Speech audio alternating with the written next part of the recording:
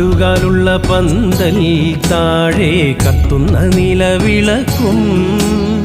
പീഠത്തിൽ കുറുവടിയും ചേലിൽ പൊന്നുടയാടകളും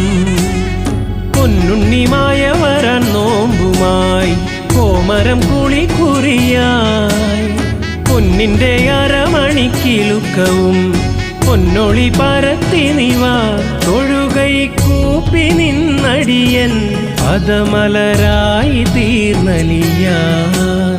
ശങ്കരസൂനോ സങ്കടം തീർക്കും വിഷ്ണുമായ സ്വാമി പാർവതി മാതാ പാരിനു നൽകിയ പഞ്ചാമൃതം സ്വാമി.